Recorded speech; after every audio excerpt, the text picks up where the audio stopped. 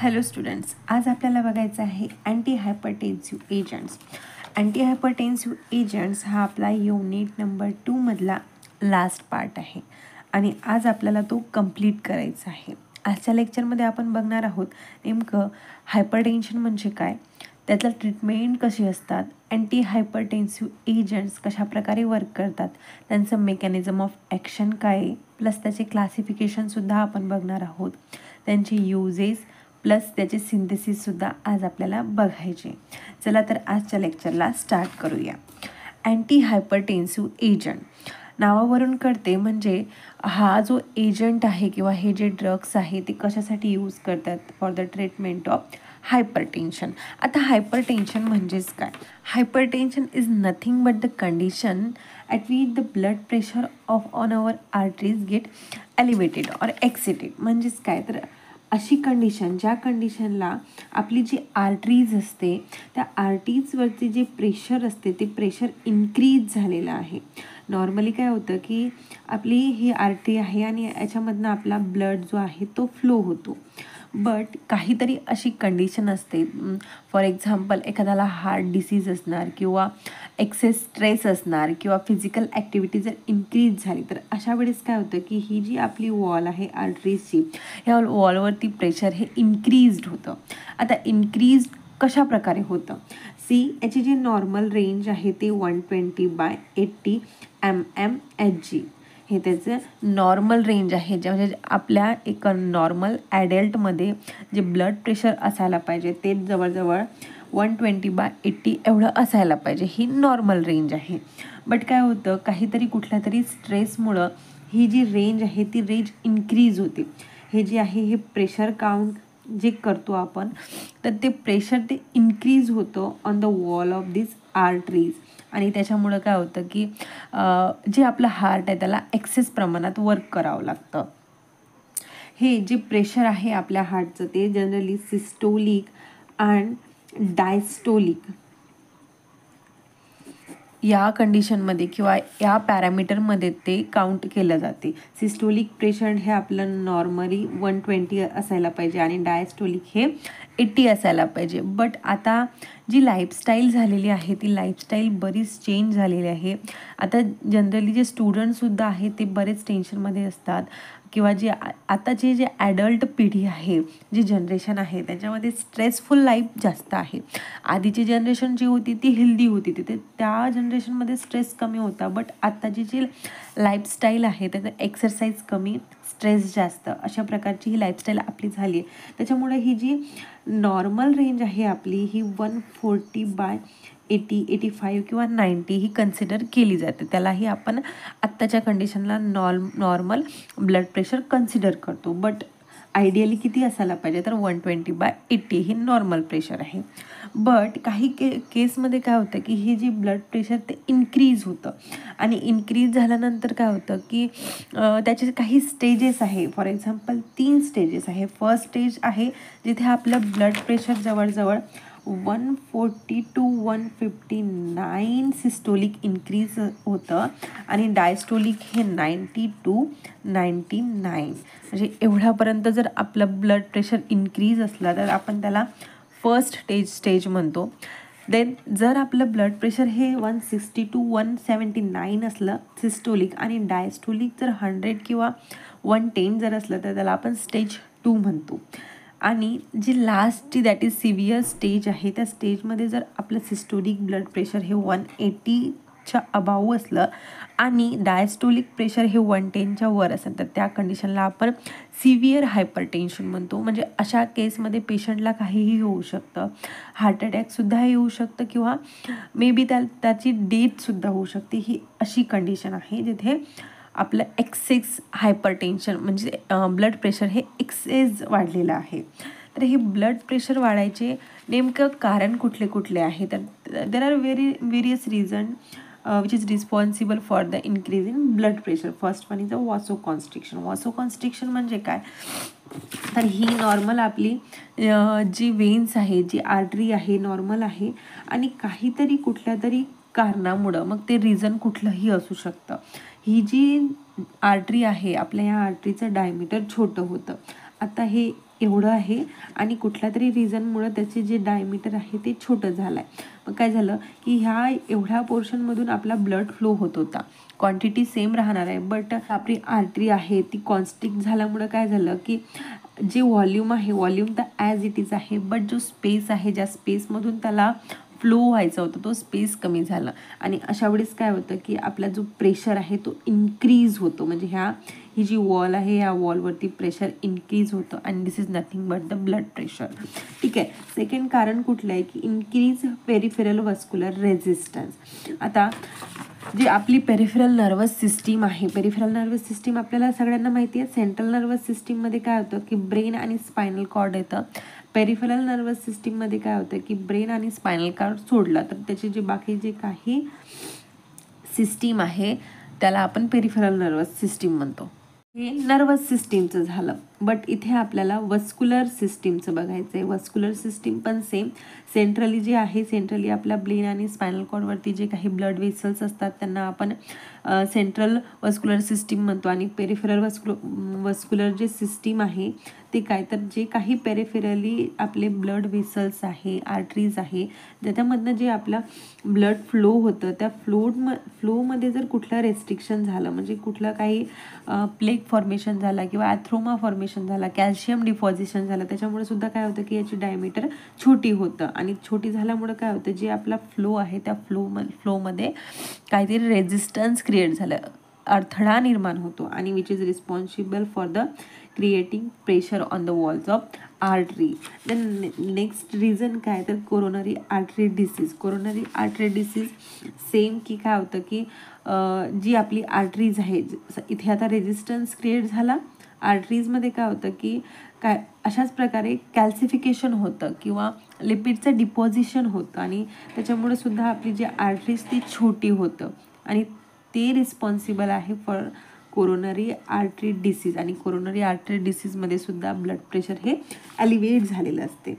Then बरीच अशी reason आहे ज्याच्यामुळं आपलं ब्लड प्रेशर इन्क्रीज होतं. जसं ब्लड व्हॉल्यूम इन्क्रीज झालं तर ब्लड प्रेशर इन्क्रीज होतं. देर are various reason which is responsible for the increasing blood volume. आपलं जे कार्डियक आउटपुट आहे, हार्ट आहे आणि हार्टमधनं जे आउटपुट निघतं त्याला आपण कार्डियाक आउटपुट म्हणतो. हे जर आउटपुट इन्क्रीज झालं तर तरीसुद्धा ब्लड प्रेशर इन्क्रीज होतं. जर युरिनेशन कमी प्रमाणात झालं, म्हणजेच आपल्या बॉडीच्या बाहेर जे युरिन किंवा जे वॉटर एक्सीड होतं ते जर कमी प्रमाणात झालं तरीही ब्लड व्हॉल्यूम इन्क्रीज होतं. व्हॉल्यूम जर इन्क्रीज झाला तर ऑब्वियसली ब्लड प्रेशर इन्क्रीज होतं. अनदर रिझन आहे काय, सोडियमचं रिॲब्झॉर्प्शन जर कमी प्रमाणात झालं तरीही सुद्धा काय होतं, ब्लड व्हॉल्यूम इन्क्रीज होतं आणि ब्लड व्हॉल्यूम इन्क्रीज झालं तर अल्टिमेटली ब्लड प्रेशर इन्क्रीज होतं. प्लस आणखीन एक फॅक्टर आहे जो रिस्पॉन्सिबल आहे ब्लड व्हॉल्यूम इन्क्रीज करायचा, तर तो आहे रेनिन अँजिओटेन्सिन अल्डोस्टेरॉन सिस्टीम. हे सिस्टीम आहे जे आपल्या बॉडीमध्ये वर्क करतं and which is responsible for the increasing blood volume. हे जे मेन रिझन्स आहे याला आपण पुढे आपली जे क्लासिफिकेशन आहे त्यामध्ये डिटेलमध्ये बघणार आहोत. तर आणखीन कुठले फॅक्टर आहे जे रिस्पॉन्सिबल आहे हायपरटेन्शनसाठी, तर increase sympathetic nervous system. We know sympathetic nervous system म्हणजेच काय, तर अशी सिस्टीम जे इमर्जन्सी कंडिशनमध्ये काम करते. फॉर एक्झाम्पल आता तुमच्या मागं जर कुत्रा एखादा आपल्या मागं लागला तर काय होतं की आपण पळायला लागतो. धावता काय होतं की आपलं छाती धडधडायला लागते, म्हणजेच काय आपलं ब्लड प्रेशर हे इन्क्रीज होतं. आणि म्हणजे नॉर्मल कंडिशनमध्ये तुम्ही रस्त्याने जात होता आणि जाता जर आपल्या मागं कुत्रं लागलं तर काय होतं, पळायला लागतो आपण भीतीमुळं. म्हणजे जनरली आत्ता आपण नाही, बट छोटे मुलं जे आहे त्याच्यासोबत ते घडतं. आणि जे नॉर्मल ब्लड प्रेशर आहे ते ॲट अ पर्टिक्युलर टाईमसाठी ते काय होतं, इन्क्रीज होतं. मग ते कितीही इन्क्रीज होऊ शकतो. आणि काय होतं, जी सिस्टीम वर्क करते अशा ॲबनॉर्मल कंडिशनमध्ये ब्लड प्रेशरला इन्क्रीज करण्यासाठी त्याला आपण सिम्पॅथॅटिक नर्वस सिस्टीम म्हणतो. नर्वस सिस्टीम आपण डिटेलमध्ये बघितलेली आहे. तर ही जी सिस्टीम वर्क करते ही जर एक्सेस प्रमाणात जर वर्क केली आणि जर याचं फंक्शन जे आहे ते जास्त प्रमाणात प्रोड्यूस केलं तरीसुद्धा काय होतं, ब्लड प्रेशर इन्क्रीज होतं आणि which is responsible for the hypertension. Then हायपरटेन्शनचे कॉजेस कुठले कुठले आहे तर heart failure, brain stroke, kidney failure, vision loss आणि सेक्शुअल डिस्फंक्शन असे डिफरंट कॉजेस आहे हायपर टेन्शनसाठी. रिस्क फॅक्टर कुठले कुठले आहे तर फर्स्ट थिंग आहे ती ओबेसिटी, ज्याला आपण लठ्ठपणा म्हणतो. ज्या व्यक्तीचं वेट हे एक्सेस प्रमाणात इन्क्रीज झालेलं आहे त्या पेशंटमध्ये किंवा त्या व्यक्तीमध्ये आपल्याला जनरली हायपरटेन्शन हे दिसून येतं, म्हणजे त्यांचं ब्लड प्रेशर हे नेहमीच वाढलेलं असतं. देन सोडियम इंटेक, मीठ खाणारा व्यक्ती त्यांच्यामध्ये हे ब्लड प्रेशर इन्क्रीज झालेलं असते. स्मोकिंग इज अनदर फॅक्टर, स्मोकिंगमुळे सुद्धा ब्लड प्रेशर इन्क्रीज होतं. Then less physical exercise. Then family history, जर कोणाची फॅमिलीच्या हिस्ट्री असणार की म्हणजे त्याच्या पॅरेंट्सला किंवा त्याच्या ग्रँड पॅरेंट्सला जर हायपरटेन्शन असणार तर चान्सेस आहे की त्याच्या थर्ड जनरेशनला सुद्धा ती हायपरटेन्शन असू शकते. Then alcohol intake, it is another factor which is responsible for the hypertension. Then more stress हा खूप इम्पॉर्टंट आहे आणि हाच रिस्पॉन्सिबल आहे ब्लड प्रेशर इन्क्रीज करायसाठी. देन किडनी प्रॉब्लेम, असे वेरियस फॅक्टर आहे जे रिस्पॉन्सिबल आहे आणि आपल्या ब्लड प्रेशर इन्क्रीज व्हायला. आणि आता आपण बघतो की आता जे लाईफस्टाईल चालू आहे, म्हणजे आता जे आपले ॲडल्ट जनरेशन आहे त्यांच्यामध्ये हे सगळे घटक आपल्याला दिसून येते. म्हणजे बघा आजकाल स्मोकिंगसुद्धा वाढलेली आहे, अल्कोहोल इंटेक वाढलेला आहे. मोबाईलमुळं काय झालं की फिजिकल एक्सरसाइज कोणी करायला बघत नाही. जरा वेळ असला किंवा सकाळी लवकर उठलं तर आपण मोबाईल घेऊन बसतो, बट कोणीही एक्सरसाइज करायला बघत नाही. ओबेसिटी इन्क्रीज झालेली आहे, कोणीही म्हणजे फिजिकल ॲक्टिव्हिटी कमी झालेली आहे आणि स्ट्रेसफुल लाईफ झाली आहे. त्याच्यामुळं हे जे हायपरटेन्शनचे केसेस आहे इन्क्रीज झाले. आपल्याला माहिती आहे की घरोघरी एकतरी पेशंट हायपरटेन्शनचा असतो, एकतरी असं कोणीतरी घरात असतं की ज्याला बीपीच्या गोळ्या चालू आहे. का तर हे सगळे जे लाईफस्टाईल चेंज झाली आहे these are responsible for the hypertension or increase blood pressure. आता आपल्याला बघायचं आहे की हे जे एलिव्हेट झालेलं ब्लड प्रेशर आहे त्याला आपण नेमकं कमी कसे करणार, म्हणजेच आपल्या फार्मसीमध्ये जे आपण ड्रग्स यूज करतो ते ड्रग्स कशा प्रकारे हे ब्लड प्रेशर कमी करतात. आपला जो सिलेबस आहे ह्या सिलेबसमध्ये कुठल्याही प्रकारचं क्लासिफिकेशन दिलेलं नाही आहे, फक्त जे ड्रग्स आहे ते ड्रग्स त्यांनी मेन्शन केलेले आहे. बट हे जे ड्रग्स आहे हे यांना जर आपण क्लासिफाय करून जर स्टडी केला तर काय होणार की आपल्याला सोफिस्टिकेट होणार आणि प्रत्येक ड्रगचं मेकॅनिझम ऑफ ॲक्शन इझिली आपण आठवण ठेवू शकणार. सो इथे क्लासिफिकेशन केलेलं आहे अँटी हायपरटेन्सिव्ह ड्रग्सचे. मेजर 4 क्लासिफिकेशन आहे. फर्स्ट आहे beta adrenergic blocker, then second आहे ACE इनिबिटर, थर्ड वन आहे centrally acting adrenergic drugs and fourth one आहे vasodilator. So let's start our first class, that is the beta blocker. See, there are two types of beta receptor which is present on our body, beta 1 and beta 2 receptor. फार्माकोलॉजीमध्ये आपण ह्या रिसेप्टरचा डिटेलमध्ये study केलेला आहे. Beta 1 रिसेप्टरचं location कुठे कुठे आहे तर it is present on heart, it is present on liver, it is also present on the fat cell. असे वेगवेगळे लोकेशन आहे बीटा 1 रिसेप्टरचे. बीटा 2 रिसेप्टर नेमका पुढे प्रेझेंट कुठं असतो तर it is present on a cardiac cell, also present on smooth muscle, it is present on the liver. आईजमध्ये सुद्धा हे प्रेझेंट असतात, प्लस ॲडिपोज टिश्यूमध्ये सुद्धा हे प्रेझेंट असतात. त्या ब्लॉकर्स हे 2 क्लासमध्ये डिवाइड केलेले आहे. First one is a selective and second one is a non selective. जे सिलेक्टिव्ह काय करतात, सिलेक्टिव्ह म्हणजेच सिलेक्टिव्हली फंक्शन शो करणार, म्हणजे जे ड्रग्स आहे फक्त बीटा 1ला ब्लॉक करणार तर ते त्यांचं फंक्शन काय आहे तर फक्त बीटा 1 रिसेप्टरला ब्लॉक करणार. काही बीटा 2 सिलेक्टिव्ह आहे तर ते काय करणार फक्त बीटा 2 रिसेप्टरला ब्लॉक करणार. बट जे नॉन सिलेक्टिव्ह बीटा ब्लॉकर्स आहे ते काय करणार, नॉन सिलेक्टिव्हली दोन्हीही रिसेप्टरला जाऊन बाउंड करणार. ह्या जे हे रिसेप्टर आहे हे रिसेप्टरचं ओव्हरऑल फंक्शन काय आहे की आपल्या हार्टचं जे फंक्शन आहे त्याला इन्क्रीज करायचं, जे कार्डियाक मॅनेजमेंट आहे ते मॅनेजमेंट करायचं ते आपले बीटा रिसेप्टर्स करत असतात. आणि ह्या काही केसमध्ये काय होतं की जेव्हा आपला एक्सेस ब्लड प्रेशर इन्क्रीज झालेला आहे तर बीटा ब्लॉकर काय करतात, generally non selective beta blockers आपण यूज करतो का, तर ते दोन्हीही रिसेप्टरला ब्लॉक करतात आणि जे खूप एक्सेस प्रमाणात ब्लड प्रेशर इन्क्रीज झालेलं आहे त्या ब्लड प्रेशरला मेंटेन करतात. लाईक दिस, फॉर एक्झाम्पल हे जे रिसेप्टार्स आहे बीटा 1 आणि बीटा 2 रिसेप्टार, याच्यामुळं काय होतं की सिम्पॅथॅटिक सिस्टीम जे आहे ॲक्टिवेट होत होती नॉर्मली, आणि इथे यावेळेस जे आपले हे ड्रग्स आहे दॅट इज बीटा ब्लॉकर्स, हे ब्लॉकर्स जर आले आणि बीटा रिसेप्टरला जर यांनी ब्लॉक केलं तर काय होणार, जे सिम्पॅथॅटिक फंक्शन होतं, सिम्पॅथॅटिक फंक्शन म्हणजेच काय, जेव्हा एलिव्हेटेड झालं होतं आपले ब्लड प्रेशर एक्सेस प्रमाणात वाढलं होतं किंवा सिम्पॅथॅटिक सिस्टीम एक्सेस प्रमाणात वर्क करत होती, तर ते काय होणार, डिक्रीज होणार. सिम्पॅथॅटिक फंक्शन जर डिक्रीज झालं आपलं तर काय होणार, जे रेनिनचं रिलीज आहे ते कमी होणार, प्लस कार्डियक आउटपुट कमी होणार, हार्ट रेट कमी होणार आणि ऑसो डायलेशन होणार. ऑसो डायलेशन होणार म्हणजेच काय, ब्लड प्रेशर आपला ऑब्वियसली इन्क्रीज होणार. जे रेनिनचं फंक्शन आहे हे आपण नेक्स्ट कॅटेगरीमध्ये बघणारच आहोत, म्हणून इथे मी याला डिस्क्राईब करत नाही. ह्या कॅटेगरीमध्ये आपला एकच ड्रग आहे that is timolol. See, this is the structure of timolol, आणि हा टिमोलॉल काय आहे तर नॉन सिलेक्टिव्ह बीटा ब्लॉकर आहे, म्हणजेच हा बोथ बीटा 1 आणि बीटा 2 रिसेप्टर दोघांनाही ब्लॉक करतो. हा काय करतो, जे कार्डियक ॲक्टिव्हिटी आहे त्याला कमी करतो, ब्लड प्रेशरला डिक्रीज करतो आणि काय करतो, वॉस्क्युलर रेझिस्टन्सला इन्क्रीज करतो.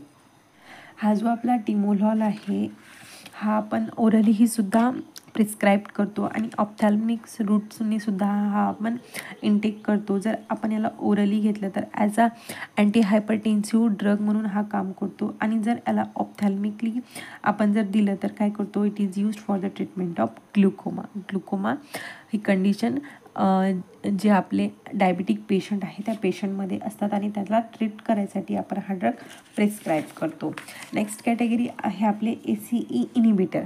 ACE इनिबिटरलाच आपण अँजिओटेन्सिन कन्व्हर्टिंग एन्झाईम इनिबिटर म्हणतो. म्हणजेच नावावरून काय करतं की हे काय करणार, अँजिओटेन्सिन कन्व्हर्टिंग जे एन्झाईम आहे त्याला इनिबिट करणार. आता आपल्याला याला इनिबिट करायच्या अगोदर याचं फंक्शन माहिती असणं गरजेचं आहे. सी, हे एक रेनिन अँजिओटेन्सिन अल्डोस्टेरॉन सिस्टीम आहे जे आपल्या बॉडीमध्ये वर्क करत होतं. आत्ताच आपण ह्या सिस्टीमबद्दल बघितलं की काय होतं की सिम्पॅथॅटिक फंक्शन डिक्रीज झाल्यामुळे काय होतं, ही जी रेनिन आहे रेनिनचं रिलीज कमी प्रमाणात होतं, तर त्याचं प्रमाण जर कमी झालं तर नेमकं काय होणार. सी, एक नॉर्मल फंक्शन आहे आपल्या बॉडीचं की काय होतं, अँजिओटेन्सिनोजन हा ॲक्टिवेट होतो किंवा कन्व्हर्ट होतो अँजिओटेन्सिन 1मध्ये with the help of enzyme renin. हा रेनिन कुठून फॉर्म होतो तर हा किडनीपासून येतो आणि हा काय करतो, कन्व्हर्ट करतो अँजिओटेन्सिनोजनला अँजिओटेन्सिन 1मध्ये.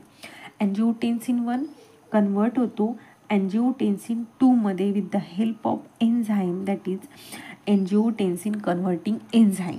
आणि हे जर अँजिओटेन्सिन 2 फॉर्म झालं किंवा अँजिओटेन्सिन 1चं कन्व्हर्जन अँजिओटेन्सिन 2मध्ये झालं तर हा अँजिओटेन्सिन 2 वर्क कशा प्रकारे करतो, हा 2 फंक्शन शो करतो किंवा 2 मेकॅनिझमनं वर्क करतो. फर्स्ट काय होतं की हा रिसेप्टारला जाऊन बाउंड होतो. कुठल्या रिसेप्टरला तर 81 हा रिसेप्टार आहे जो आपल्या बॉडीमध्ये प्रेझेंट असतो आणि त्याला जाऊन हा अँजिओटेन्सिन 2 बाउंड होतो. बाउंड झाल्यानं काय होतं की जे वॉसो कॉन्स्ट्रिक्शन आहे ते इन्क्रीज होतं आणि सिम्पॅथॅटिक स्टिम्युलेशन होतं. म्हणजेच ऑलरेडी आपलं ब्लड प्रेशर हे इन्क्रीज झालेलं आहे, ऑलरेडी जे आहे आपली आर्टरीज आहे किंवा जे वेन्स आहे ते कॉन्स्ट्रिक्ट झाले आहे, आणि जर अशा कंडिशनमध्ये जर अँजिओटेन्सिन 2 हा ॲक्टिवेट झाले 81 रिसेप्टरला जाऊन जर बाउंड झाला तर हा काय करणार, फर्दर वॉसो कॉन्स्ट्रिक्शन करणार. परत जे काय आहे म्हणजे आपली जे आर्टरी आहे त्याचं डायमीटर हे परत छोटं होणार आणि काय होणार की ब्लड प्रेशर आणखीन इन्क्रीज होणार. म्हणजेच कंडिशन कुठली तर हायपरटेन्शन कॉज होणार.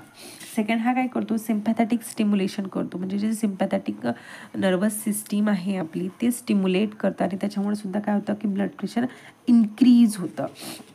सेकंड वेने हा कुठला मेकॅनिझम शो करतो तर हा काय करतो, जे आपले ॲड्रेनल कॉर्टेक्स आहे त्या ॲड्रेनल कॉर्टेक्सला स्टिम्युलेट करतो आणि काय करतं, रिलीज होतो अल्डोस्टेरॉन.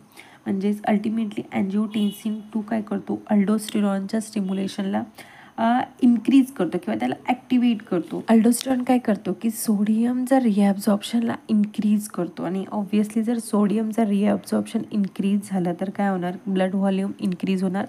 आत्ताच प्रिव्हियस झालेल्या लेक्चरमध्ये आपण बघितलं की अँटीडायबिटिक्समध्ये जर सोडियमचं रिॲब्झॉर्प्शन हाय प्रमाणात झालं तर काय होतं, ब्लड व्हॉल्यूम इन्क्रीज होतं. ब्लड व्हॉल्यूम इन्क्रीज झालं तर काय होतं, ब्लड प्रेशर इन्क्रीज होतं आणि काय होतं, इडिमासुद्धा कॉज होते. आणि हे सगळं कशा प्रकारे होतं, तर हे जी आपली सिस्टीम आहे रेनिन अँजिओटेन्सिन अल्डोस्टेरॉन सिस्टीम याच्यामुळं वर्क होतं.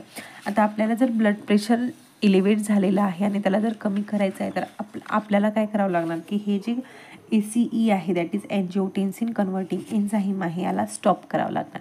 म्हणजेच काय होणार, हा अँजिओटेन्सिन 1चं अँजिओटेन्सिन 2मध्ये कन्व्हर्जन होणार नाही.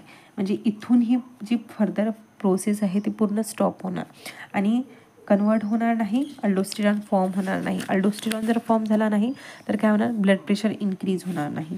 अँजिओटेन्सिन 2 जर फॉर्म झाला नाही, रिसेप्टरला जाऊन बाउंड होणार नाही आणि ऑसो कॉन्स्ट्रिक्शन होणार नाही. ऑब्व्हियसली जे आपलं ब्लड प्रेशर आहे ते इन्क्रीज होणार नाही किंवा इन्क्रीज जरी झालं असणार तर ते कमी होणार. तर इथे काय करतात आपले हे ACE इनिबिटर किंवा अँजिओटेन्सिन कन्व्हर्टिंग एन्झाईम इनिबिटर काय करतात, हा जो एन्झाईम आहे याला ब्लॉक करतात, याचा फंक्शनला ब्लॉक करतात आणि आपलं जे एलिवेट झालेलं ब्लड प्रेशर आहे ते कमी होतं. आय होप तुम्हाला ह्या कॅटेगरीचं मेकॅनिझम ऑफ ॲक्शन क्लिअर आहे. अगदी डिटेलमध्ये डिस्क्राईब केलेलं आहे, नोट्समध्ये तुम्ही वाचू शकता. नोट्स तुम्हाला अवेलेबल होणार आपल्या टेलिग्राम चॅनलमध्ये. चॅनलची लिंक ही डिस्क्रिप्शन बॉक्समध्ये दिलेली आहे, तुम्ही इझिली जाऊन PDF डाउनलोड करू शकता. हा जो कॅटेगरी आहे ह्या कॅटेगरीमधला फर्स्ट आपला ड्रग आहे कॅप्टोप्रिल. दिस इज द स्ट्रक्चर ऑफ कॅप्टोप्रिल. स्ट्रक्चरला जर तुम्ही एक कंटिन्युअसली 4-5 दिवस जर रिवाईज केलं ना तर तुम्हाला लॉंग टर्मसाठी म्हणजे ॲटलिस्ट एक्झामसाठी तरी तुम्हाला स्ट्रक्चर न चुकता काढता येईल. सो रिव्हिजन करणं खूप इम्पॉर्टंट आहे आपल्या मेडिसिनल केमिस्ट्रीमध्ये. तो हा जो आपला कॅप्टोप्रिल आहे, कॅप्टोप्रिलचा यूज काय आहे तर it is use for the treatment of hypertension, right. कारण आपण कॅटेगरीज ते बघत आहोत. Anti hypertensive drug, congestive heart फेल्युअरच्या केसमध्ये जनरली कॅप्टोप्रिल हे दिले जातं in combination of other drugs like diuretics आणि बीटा ब्लॉकर सोबत याला प्रिस्क्राईब केले जाते कंजेस्टिव्ह हार्ट फेल्युअरमध्ये. आणि it is used for the prevent of stroke, heart attack and kidney problem. अशा पेशंटला, ज्या पेशंटला ऑलरेडी हार्ट अटॅक येऊन गेला तर त्या पेशंटला सर्वायवल इझी होण्यासाठी आपण कॅप्टोप्रिल जनरली यूज करतो किंवा प्रिस्क्राईब करतो. नेक्स्ट जो ड्रग आहे तो आहे lisinopril. This is the structure of lisinopril. Uses कुठले कुठले आहे लिसिनोप्रिलचं, तर हा काय करतो, use for the treatment of high blood pressure and heart फेल्युअरच्या केसेसमध्ये सुद्धा आपण ह्या लिसिनोप्रिलचा यूज करतो. आणि हा काय करतो, जे फर्दर स्ट्रोक किंवा हार्ट अटॅक येण्याचे जे चान्सेस आहे त्या चान्सेसला डिक्रीज करतो. थर्ड वन जो ड्रग आहे या कॅटेगरीमधला तो आहे enalapril. This is the structure of enalapril. हा जो एनालाप्रिल आहे हा सुद्धा सेम फंक्शन शो करतो, सेम याचा मेकॅनिझम ऑफ ॲक्शन आहे आणि युजेससुद्धा सेम आहे की हा काय करतो, जो ब्लड प्रेशर आहे त्या ब्लड प्रेशरला रिड्यूस करतो आणि हार्ट अटॅक किंवा हार्ट स्ट्रोक यासारख्या प्रॉब्लेमला प्रिव्हेंट करतो. फोर्थ जो ड्रग आहे तो आहे benazepril hydrochloride. This is the structure of benazepril hydrochloride. आता स्ट्रक्चर जर बघितलं आपण तर फार असा डिफरन्स नाही आहे. हा जो पार्ट आहे हा पोर्शन, हा दोन जे ड्रग्स आहे एनालाप्रिल आणि बेन्झप्रिल हायड्रोक्लोराईड, जर हा पोर्शन बघितला तर सेम आहे. फक्त जे नायट्रोजन नंतर जे सबस्टिट्यूशन आहे ते सबस्टिट्यूशन चेंज झालं आहे. असे जे चेंजेस आहे ते आठवण ठेवायचे असतात, ज्यामुळे आपल्याला स्ट्रक्चर हे इझिली आठवण राहतं. कारण मेडिसिनल केमिस्ट्रीमध्ये स्ट्रक्चर खूप इम्पॉर्टंट आहे. आणि युजेस काय आहे तर ह्या ड्रग्सचे यूज आहे, हा यूज कॉम्बिनेशनमध्ये सुद्धा होतो आणि सिंगलीसुद्धा हा यूज होतो for the treatment of hypertension. Fifth जो ड्रग आहे या कॅटेगरीमध्ये आहे तो आहे quinapril hydrochloride. This is the structure of quinapril hydrochloride. Again structural similarity आहे. जो NH आहे, NH नंतर जे सबस्टिट्यूशन आहे तेच फक्त चेंज आहे आणि हा जे स्ट्रक्चर आहे ते सेम आहे. इथून एवढाच पोर्शन तुम्हाला ड्रगचा आठवण ठेवायचा आहे. बाकीचा जो स्ट्रक्चर आहे ते सेम आहे. म्हणजे जर तुम्ही एकच ड्रग आठवण ठेवला, त्याच्यावरून स्ट्रक्चरल सिमिलॅरिटी आठवण ठेवली, तर तुम्ही बाकीचेही ड्रग आठवण ठेवू शकता. जे प्रिव्हियस ड्रग होता त्या ड्रगचंही थोडंफार तुम्ही एकामेकाला कोरिलेट करू शकता स्ट्रक्चरला आणि आठवण ठेवू शकता. बाकी मेकॅनिझम ऑफ ॲक्शन आणि युजेस सेम असतात, कारण ते सेम कॅटेगरीतले आहे. ठीक आहे. जो कॉनप्रिल हायड्रोक्लोराईड आहे याची युजेस काय, तर it is used for the treatment of hypertension आणि कंजेस्टिव्ह हार्ट फेल्युअरमध्ये याचा यूज होतो. देन थर्ड कॅटेगरी जी आहे ती आहे आपली सेंट्रली ॲक्टिंग ॲड्रेनर्जिक ड्रग्स. ह्या कॅटेगरीमध्ये जे ड्रग्स आहे ते ड्रग्स आपले सिम्पॅथॅटिक नर्वस सिस्टीमवरती काम करतात आणि त्याच्यावरती त्याचा ॲक्शन शो करतात. कशा प्रकारे बघूया. आता जी आपली नर्वस सिस्टीम आहे ती एका चेन थ्रू वर्क करत असते. नर्वस सिस्टीम प्रिव्हियस सेमिस्टरमध्ये तुम्हाला झालेली आहे, तुम्ही डिटेलमध्ये बघितलेली असणार की अशा प्रकारे जे नर्व्स असतात, नर्व्समधनं इम्पल्सेस हे ट्रान्समिट केले जाते. म्हणजे हे जे आपले न्यूरॉन्स असतात हे न्यूरॉन्स एकामेकाला कनेक्ट असतात आणि अशा प्रकारे हे इम्पल्सेस आपल्या बॉडीमध्ये ओव्हरऑल बॉडीमध्ये ट्रान्समिट केले जाते. ब्रेन टू ऑर्गन आणि ऑर्गन टू ब्रेन डिटेलमध्ये आपण बघितले आहे प्रिव्हियस लेक्चरमध्ये. हा जो अगोदरचा जो न्यूरॉन आहे त्याला आपण प्री सायनॅप्टिक न्यूरॉन म्हणतो आणि जो नेक्स्ट वन असतो त्याला पोस्ट सायनॅप्टिक न्यूरॉन म्हणतो. ही जी गॅप असते याला आपण सायनॅप्स म्हणतो आणि ह्या सायनॅप्टिक क्लेफ्टमध्ये जे काही इम्पल्सेस आहे ते ट्रान्समिट केले जाते from one neuron to another. अशा प्रकारे ही इम्पल्सेस जनरेट होऊन ट्रान्समिट होतात. आता सिम्पॅथॅटिक नर्वस सिस्टीमवरती आपलं हे ड्रग्स जनरली काम करतात. आता कशा प्रकारे काम करतात, ही जी आपली नर्वस सिस्टीम आहे ह्या नर्वस सिस्टीममध्ये जे काही ट्रान्समिशन होतं ते ट्रान्समिशन होतं with the help of enzymes or chemicals. Generally काय होतं की बॉडीमध्ये टायरोसिनचं कन्वर्शन होतं डोपामध्ये, डोपाचं होतं डोपामाइनमध्ये. It is a neurotransmitter. जे डोपामाइन, ॲड्रेनालिन, नॉर ॲड्रेनालिन किंवा त्यालाच आपण इपिनेफ्रिन किंवा नॉर इपिनेफ्रिन म्हणतो. डोपामाइनचं कन्वर्शन होतं इपिनेफ्रिनमध्ये आणि इपिनेफ्रिनचं कन्वर्शन होतं नॉन इपिनेफ्रिनमध्ये. हे नॉन इपिनेफ्रिन इथे वेसल्स प्रेझेंट असतात, त्या वेसल्समध्ये ते स्टोर्ड असतात आणि जेव्हा एखादी इम्पल्स ट्रान्समिट करायची असते तेव्हा काय होतात, हे वेसल्समधनं नॉर इपिनेफ्रिन रिलीज होतात आणि ही जी गॅप आहे दॅट इज सायनॅप्टिक क्लेफ्ट आपण ज्याला म्हणतो तिथं रिलीज होतात. रिलीज झाल्यानंतर जे आपले पोस्ट सायनॅप्टिक न्यूरॉन्स आहे ज्याला सिग्नल पास करायची आहे त्याच्यावरती रिसेप्टार्स प्रेझेंट असतात. Alpha and beta receptor. त्या रिसेप्टार्सवरती ते जातात आणि काय होतात, बाइंड होतात आणि फर्दर इम्पल्सेस ट्रान्समिट करतात. आणि इम्पल्स ट्रान्समिट केल्यानं काय होतं की जे आपली सिम्पॅथॅटिक नर्वस सिस्टीम आहे ते सिस्टीम ॲक्टिवेट होतं.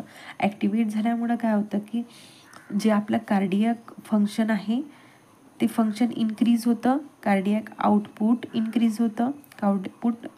कार्डियक आउटपुट जर इन्क्रीज झालं तर काय होतं, जे आपलं ब्लड प्रेशर आहे ते इन्क्रीज होतं आणि अशा प्रकारे हे आपलं नॉर्मली सिम्पॅथॅटिक नर्वस सिस्टीम हे वर्क करत असते.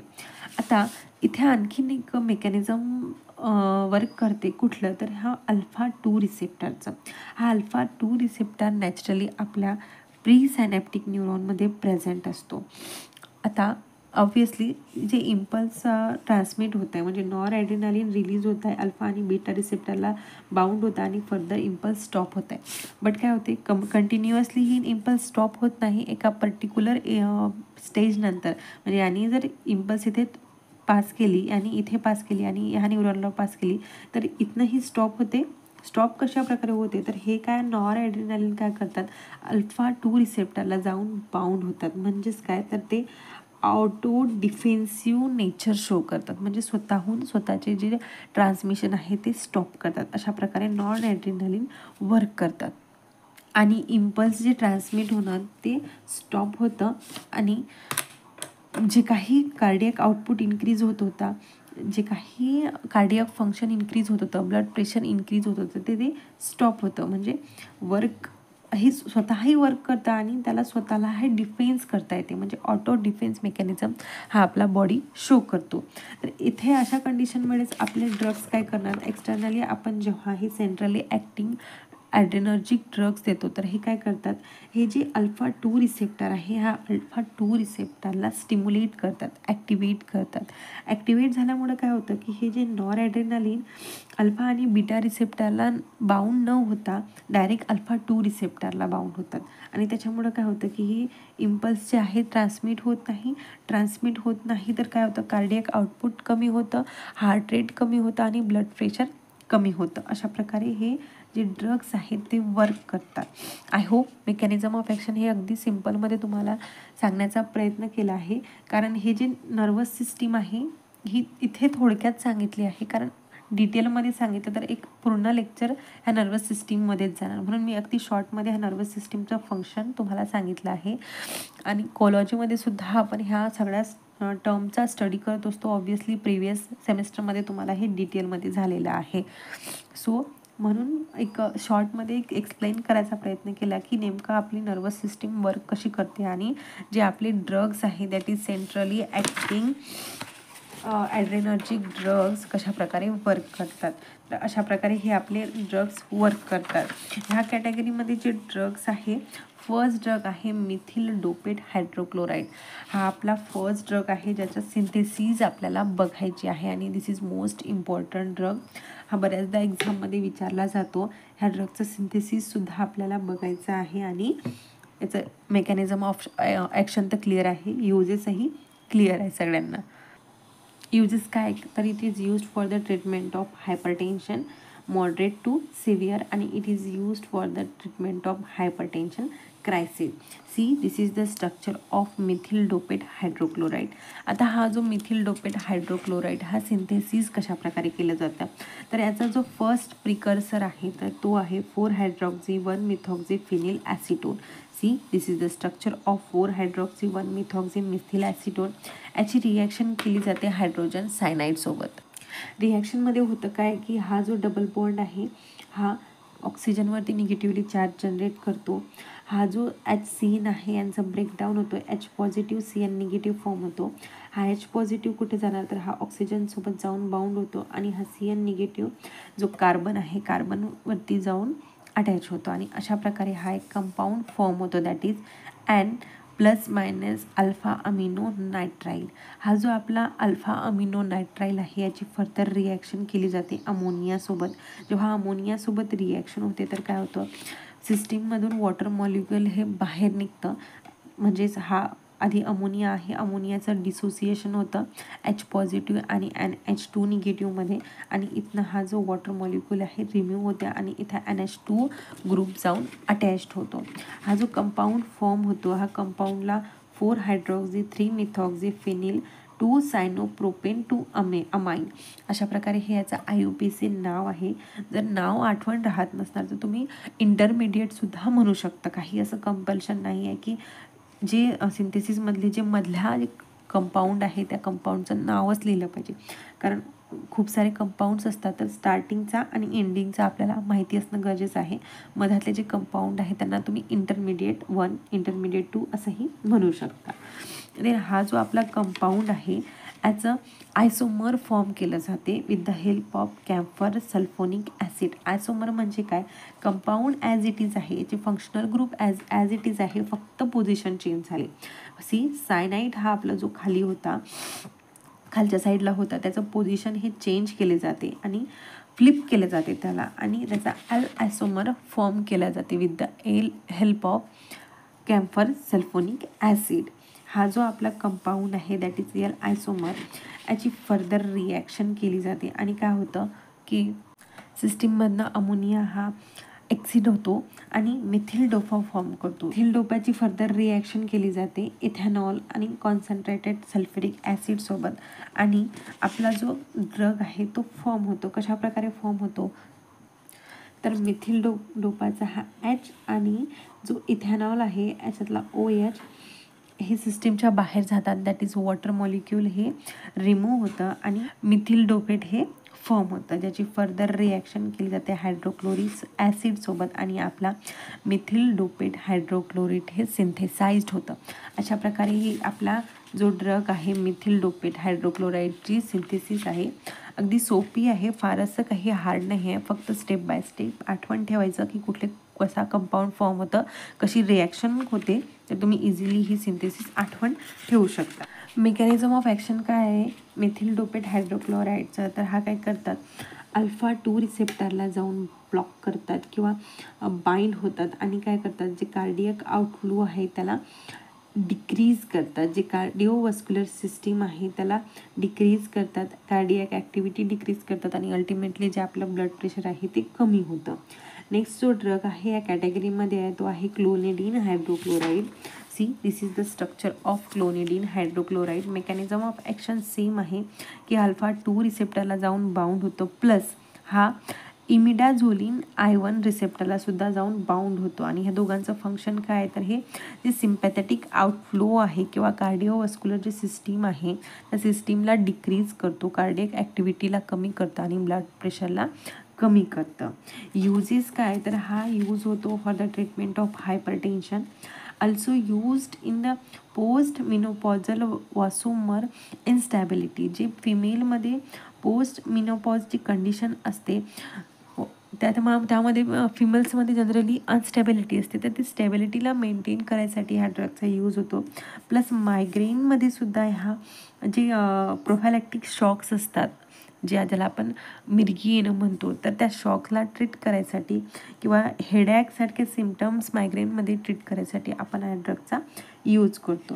देन जो नेक्स्ट ड्रग आहे तो आहे clonidine monosulphate. See this is the structure of clonidine monosulphate. Structure obviously तुम्हाला प्रॅक्टिस करून करून आठवण ठेवायचं आहे, कारण आता हे जे ड्रग्स आहे याच्यामध्ये स्ट्रक्चरल सिमिलरिटी नाही आहे, इंडिव्हिज्युअल स्ट्रक्चर तुम्हाला आठवण ठेवावं लागणार आहे. मेकॅनिझम ऑफ ॲक्शन आणि युजेस सेम आहे. मेकॅनिझम ऑफ ॲक्शन काय की हा अल्फा 2 रिसेप्टरला जाऊन बाउंड होतो आणि जे सिम्पॅथेटिक आउटफ्लो आहे, जे आपला कार्डिओवस्क्युलर सिस्टीम आहे त्या वस्क्युलर सिस्टीमला चं फंक्शन डिक्रीज करतं आणि कार्डियक ॲक्टिव्हिटी कमी करतं, ब्लड प्रेशर कमी करतो. यूजेस काय, तर it is used for the treatment of moderate and severe hypertension आणि renal hypertension also. Then next जो ड्रग आहे तो आहे guanabenz acetate. See this is the structure of our guanabenz acetate. Mechanism of action same आहे की alpha 2 आणि I1 रिसेप्टरला जाऊन bound होतो, जे कार्डियक आउटपुट आहे किंवा कार्डियक आउटफ्लो आहे त्याला कमी करतं आणि ब्लड प्रेशर कमी करतं. यूजेस काय, तर it is used in a diabetic patient for the treatment of hypertension. Generally जे डायबिटिक पेशंट्स असतात त्या पेशंटसाठी हा ड्रग प्रिस्क्राईब केला जातो. ॲनाल्जेसिक म्हणून हा सुद्धा कमी पेशंटमध्ये कमी यूज केला जातो. जर एखाद्या पेशंटमध्ये खूप सिव्हिअर हार्ट किंवा चेस्ट पेन असणार तर तेव्हा ॲनाल्जेसिक म्हणून याचा यूज होतो. फोर्थ आणि लास्ट कॅटेगरी आहे ती आहे वॉसोडायलेटर्स. वॉसोडायलेटर्स ही कॅटेगरी आपण अँटी अँजायनल ड्रग्समध्ये सुद्धा बघितलेले आहे. जर तुम्हाला आठवत असणार किंवा तुम्ही प्रिव्हियस लेक्चर जर आपले बघितले असणार अँटी अँजायनाचे, तर तिथे आपण वॉसोडायलेटर्स बघितले आहे की नेमकं वॉसोडायलेटर्स वर्क कसे करतात. तर हे जे वॉसोडायलेटर्स आहे यांना आपण नायट्रेटसुद्धा म्हणतो. यांचं काम काय आहे, तर हे स्मूथ मसल्स जे आहे आपले जे ब्लड वेसल्स आहे त्यांना डायलेट करायचं काम करतं. जनरली हे जे नायट्रेट्स आहे ते प्रो ड्रग असतात, म्हणजेच काय तर ते आधी इनॅक्टिव्ह फॉर्ममध्ये असतात आणि बॉडीमध्ये एंटर केल्यानंतर ते त्याच्या ॲक्टिव्ह फॉर्ममध्ये कन्वर्ट होतात. हे जे नायट्रेट्स आहे नायट्रेटचं कन्वर्जन होतं नायट्रिक ऑक्साईडमध्ये आणि which is a active form of our nitrates. जेव्हा नायट्रेट्स बॉडीमध्ये एंटर्ड होतं तर ग्लुटाथायोन ट्रान्सफरेज आणि अल्डिहाइड रिडक्टेज ह्या एन्झाईमसोबत त्यांची रिॲक्शन होतं आणि आपला नायट्रिक ऑक्साईड हा फॉर्म होतो. जेव्हा नायट्रिक ऑक्साईड आपल्या स्मूथ मसलमध्ये एंटर होतो, स्मूथ मसलमध्ये हा काय करतो, जे गॉनिलीन सायक्लेज आहे त्याला ॲक्टिवेट करतो. For example this is our guanylyl cyclase. त्याच्यासोबत जेव्हा आपली नायट्रेटची रिॲक्शन होते तर आपला गॉनिलीन सायक्लेज ॲक्टिवेट होतो. ह्या गॉनिलीन सायकलचं फंक्शन काय आहे, तर हा GTPचं कन्वर्जन CGMPमध्ये करतो. हा जो CGMP दॅट इज गॉनिल मोनोफॉस्फेट याचं काम काय आहे, तर हा काय करतो, जे कॅल्शियम आयन्स आहे त्याची एंट्री रिड्यूस करतो वस्क्युलर स्मूथ मसल्समध्ये. आता ही जी सिस्टीम आहे वस्क्युलर स्मूथ मसल्समध्ये आपण डिटेलमध्ये बघितली होती अँटी अंजायनल ड्रगमध्ये अंजायना पेक्टोरिसच्या टॉपिकमध्ये की नेमकं कॅल्शियम कशा प्रकारे कॉन्स्ट्रिक्शन करतं. फॉर एक्झाम्पल ही आपली स्मूथ मसल्स आहे. ह्या स्मूथ मसल्समध्ये वेगवेगळे चॅनल्स आहे. हा जो चॅनल्स आहे हा व्होल्टेज चॅनल आहे, जो व्होल्टेजला जनरेट करतो. हा सोडियम आयन चॅनल आहे, voltage gated sodium ion channel, जो फक्त आणि फक्त व्होल्टेजने ॲक्टिवेट होतो. इथे 2 कॅल्शियम चॅनल असतात. फर्स्ट वन जो असतो नॉर्मल, जो स्लो असतो, आणि जो एल टाईप आहे तो फास्टर असतो, आणि तो काय करतो, जास्त प्रमाणात कॅल्शियमच्या एंट्रीला ॲक्टिवेट करतो किंवा स्टिम्युलेट करतो. प्लस हा एक पोटॅशियम चॅनल असतो. हा काय करतो, पोटॅशियमला सेलच्या बाहेर न्यायचं काम करतं. बाकीचे जे चॅनल आहे ते आतमध्ये आणायचं काम करतात. तर जेव्हा आपला हा voltage gated sodium ion channel activate होतं तेव्हा काय होतं, सोडियम एंटर करतं सेलमध्ये, स्मूथ मसलमध्ये, आणि कॅल्शियमसुद्धा आपल्या सेलमध्ये मूव्ह होतात, ॲक्टिवेट होतात. आणि जेव्हा कॅल्शियम एंटर करतं सेलमध्ये तेव्हा काय होतं, ते सार्कोप्लाझ्मिक रेटिक्युलममध्ये जाऊन म्हणजे आतमध्ये जातात आणि तिथे ते ॲक्टिवेट होतात. ॲक्टिवेट झाल्यानंतर ते बाहेर निघतात आणि इथे ट्रोपोनिन्स असतात प्रेझेंट. ह्या ट्रोपोनिन्सवरती ते जाऊन बाउंड होतात. जेव्हा हे कॅल्शियम ट्रोपोनिन्सवरती जाऊन बाउंड होतात तर काय होतं, ॲक्टिन आणि मायसिन हे एकमेकाशी इंटरॅक्ट होतं. इंटरॅक्ट झाल्यानंतर काय होतं, जी सेल आहे ती आपली कॉन्ट्रॅक्ट होते. म्हणजे नॉर्मल त्याचं जर हे डायमीटर असणार तर ते डायमीटर छोटं होऊन ते जे काय कॉन्ट्रॅक्शन शो करते, आणि अशाच प्रकारे आपलं ब्लड प्रेशर इन्क्रीज होतं. हे जे आपले नायट्रेट्स आहे, हे नायट्रेट्स काय करतात, GMPचं कॉन्सन्ट्रेशन इन्क्रीज करतं, आणि GMP काय करतं, इथे कॅल्शियम आयनला एंट्री होऊ देत नाही. इथंच त्याची एंट्री ब्लॉक करतं सेलमध्ये. जर कॅल्शियम आयन्सच आले नाही तर ते ट्रोपोनिनसोबत बाउंड होणार नाही. ट्रोपोनिनसोबत बाउंड झालं नाही तर ॲक्टिन आणि मायसिनचे रिॲक्शन होणार नाही आणि कॉन्ट्रॅक्शन होणार नाही. अशा प्रकारे हे आपल्या सेल रिलॅक्स होते किंवा डायलेट होते, आणि अशा प्रकारे हे आपले नायट्रेट्स जे आहे ते वर्क करतात. आय होप क्लिअर असणार तुम्हाला की नेमकं नायट्रेट वर्क कशा प्रकारे करतात, कॉन्ट्रॅक्शन कशा प्रकारे करतात. जर आपली ब्लड वेसल ही कॉन्ट्रॅक्ट असली तर काय होणार, त्याला आतमध्ये जो आपला ब्लड फ्लो आहे, फ्लोसाठी कमी जागा असणार, आणि ऑब्व्हियसली कमी जागा असणार तर प्रेशर जे इन्क्रीज होणार.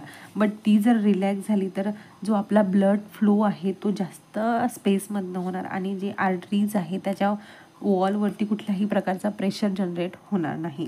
अशा प्रकारे हे आपले नायट्रेट्स वर्क करतात. फर्स्ट ड्रग आहे आपला ह्या कॅटेगरीमध्ये sodium nitroprusside. This is the structure of sodium nitroprusside. याच्यामध्ये सायनाइड्स आहे, नायट्रिक ऑक्साईड आहे. तुम्ही याला असंही लिहू शकता किंवा सोफिस्टिकेटेड फॉर्ममध्ये याला डायरेक्ट Na2FeCN5NO आणि 2H2 अशा प्रकारे लिहू शकता. युजेस काय तर it is used for the treatment of acute hypertension. सर्जरीच्या वेळेस ब्लिडिंगला कमी करण्यासाठी सुद्धा ह्या सोडियम नायट्रोपोसाईडचा यूज केला जाते. ॲक्यूट कंजेस्टिव्ह हार्ट फेल्युअरमध्ये सुद्धा ह्या सोडियम नायट्रोपोसाईडचा यूज केला जातो. देन सेकंड ड्रग आहे ह्या कॅटेगरीचा, that is diazoxide. This is the structure of diazoxide. Uses काय तर इमर्जन्सी कंडिशनमध्ये जेव्हा ब्लड प्रेशर हे एकदम हाय झालेलं असणार, सिव्हिअर केसमध्ये ह्या ड्रगचा यूज केला जातो, आणि हायपोग्लासेमियाला मॅनेज करायसाठी सुद्धा ह्या ड्रगचा यूज केला जातो. हायपोग्लासेमिया म्हणजे काय तर ब्लडमध्ये जे शुगरची लेवल आहे ती खूप प्रमाणात कमी होते, आणि त्या केसला ट्रीट करायसाठी आपण आपला ड्रग दॅट इज डायझॉक्साईडचा यूज केला जातो. देन आहे मिनॉक्सिडिल. मिनॉक्सिडिलचं स्ट्रक्चर बघा, काही फार असं अवघड नाही आहे, तुम्ही इझिली आठवण ठेवू शकता. युजेस काय तर it is use for the treatment of blood pressure आणि severe agitation in patient with mental disorder. असे जे मेंटल डिसऑर्डरवाले पेशंट आहे ज्यांच्यामध्ये अनस्टेबिलिटी झाली असते त्याला स्टेबल करण्याचं काम आपला हा मिनॉक्सिडिल करतो. देन आहे रेझरपिन. रेझरपिनचं स्ट्रक्चर थोडं लेंदी आहे, बट एक थोडी प्रॅक्टिस केली तर तुम्ही इझिली आठवण ठेवू शकता. युजेस काय तर it is use for the treatment of blood pressure and mental डिसऑर्डरमध्ये जे एजिटेशन असते म्हणजे अनस्टेबिलिटी असते त्या अनस्टेबिलिटीला स्टेबल करायचं काम हे रेझरपिनचं आहे. देन लास्ट ड्रग आहे आपला हायड्राझोलिन हायड्रोक्लोराईड. स्ट्रक्चर अगदी सिम्पल आहे हायड्राझोलिन हायड्रोक्लोराईडचं, आणि युजेस काय तर it is use for the treatment of essential hypertension. कॉम्बिनेशनमध्ये सुद्धा यूज होतो आणि अलोनसुद्धा यूज होतो, आणि सेव्हर हायपरटेन्शनला मॅनेज करायसाठी ह्या ड्रगचा यूज होतो. आय होप तुम्हाला क्लिअर असणार की नेमका अँटी हायपरटेन्सिव्ह ड्रग्स कशाप्रकारे काम करतात, कशाप्रकारे ते त्यांचं मेकॅनिझम ऑफ ॲक्शन शो करतात. एक क्विकमध्ये रिव्हिजन घेऊया की नेमकं आपण आजच्या लेक्चरमध्ये कवर काय केलं आहे. अँटी हायपरटेन्सिव्ह ड्रग्सचं फंक्शन काय आहे तर ते एक्सेस झालेलं ब्लड प्रेशरला इन्क्रीज करतात.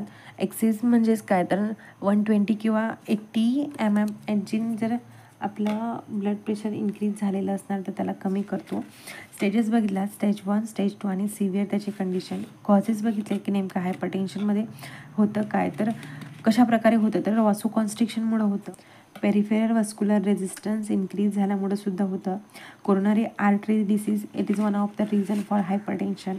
देन ब्लड व्हॉल्यूम इन्क्रीज झाल्यामुळे सुद्धा हायपरटेन्शन होतं. Then sympathetic nervous system activate झाल्यामुळे सुद्धा ब्लड प्रेशर इन्क्रीज होतं. हायपरटेन्शनचे कॉजेस बघितले आपण की heart failure, brain stroke, kidney failure, vision loss, sexual dysfunction. Then risk factor obesity, sodium intake, smoking, alcohol, kidney problem असे वेगवेगळे रिस्क फॅक्टर आहे. याचे 4 मेन क्लासिफिकेशन बघितलं. पहिला जो क्लास आहे that is beta blocker. Beta blocker कशाप्रकारे work करतात तर जे बीटा रिसेप्टर आहे त्याला ब्लॉक करतात आणि ते ब्लॉक केल्यामुळे काय होतं जे सिम्पॅथॅटिक फंक्शन आहे ते डिक्रीज होतं आणि त्याच्यामुळे अल्टिमेटली आपलं ब्लड प्रेशर हे कमी होतं. ह्या कॅटेगरीमध्ये जो आपण ड्रग बघितला तो होता आपला टिमोलर. नेक्स्ट कॅटेगरी होता angiotensin inhibitor that is angiotensin AC inhibitor म्हणतो आपण त्याला, that is angiotensin converting enzyme inhibitor. हे काय करतात, ही जी आपली रास सिस्टीम आहे that is renin angiotensin aldosterone system आहे त्या सिस्टीमवरती अफेक्ट करतं आणि जे ACE एन्झाईम आहे त्याला ब्लॉक करतं. आणि हा जो एन्झाईम आहे याच्यामुळं काय होतं की जे सिम्पॅथॅटिक नर्वस सिस्टीम स्टिम्युलेट झालं होतं त्याला डिक्रीज होतं आणि ब्लड प्रेशर डिक्रीज करतं. सोडियम रिॲब्झॉर्प्शन आहे, सोडियम रिॲब्झॉर्प्शनमध्ये ते अफेक्ट करतं, सोडियम रिॲब्झॉर्प्शनला डिक्रीज करतं आणि ब्लड प्रेशर कमी करतं. देन ह्या कॅटेगरीमध्ये आपण ड्रग्स बघितले that is captopril, lisinopril, then enalapril, benazepril hydrochloride and quinapril hydrochloride. Third category होती आपली centrally acting nervous system or centrally acting adrenergic drugs. हे काय करतात सेंट्रल नर्वस सिस्टीम किंवा सिम्पॅथॅटिक नर्वस सिस्टीमवरती वर्क करतात. जे अल्फा 2 रिसेप्टर आहे प्रीसिनॅप्टिक न्यूरॉनमध्ये प्रेझेंट आहे त्याला ते ॲक्टिवेट करतात आणि जी सिम्पॅथॅटिक नर्वस सिस्टीम आहे त्याला डिक्रीज करतात. कार्डियक आउटपुट डिक्रीज करतो, हार्ट रेट कमी करतो आणि ब्लड प्रेशरला कमी करतो. ह्या कॅटेगरीमध्ये जो आपण ड्रग्स बघितला हा तो होता मिथिल डोपेट हायड्रोक्लोराईड. मिथिल डोपेट हायड्रोक्लोराईडचं सिंथेसिस आपण बघितलं आहे. नेक्स्ट ड्रग होता ह्या कॅटेगरीमध्ये clonidine hydrochloride. Then next one होता guanethidine monosulfate and fourth one होता क्वान्सबेन्झ ॲक्युटेट. जे लास्ट कॅटेगरी होती ती होती वॉसोडायलेटर्स. वॉसोडायलेटर्स कशाप्रकारे काम करतात तर ते आधी कन्वर्ट होतात नायट्रिक ऑक्साईडमध्ये, त्यांना ॲक्टिवेट करतात ग्वानिलील सायक्लेजला जो CGMPला इन्क्रीज करतो, त्याचं प्रोडक्शन इन्क्रीज करतो आणि CGMP काय करतं की जे कॅल्शियम आयन्स आहे कॅल्शियम आयन्सची एंट्री सेलमध्ये होऊ देत नाही. या कॅटेगरीमध्ये जे ड्रग्स बघितले ते सोडियम नायट्रोक्लोसाईड, डायोझोक्साईड, मिनॉक्झिडिल, रेझरपिन अँड लास्ट वन होता हायड्रॅक्झॅलिन हायड्रोक्लोराईड. आय होप तुम्हाला सगळ्यांना क्लिअर असणार. व्हिडिओ जर आवडला असणार तर लाईक करायला विसरू नका, शेअर करा आणि सबस्क्राईब करा. थँक्यू.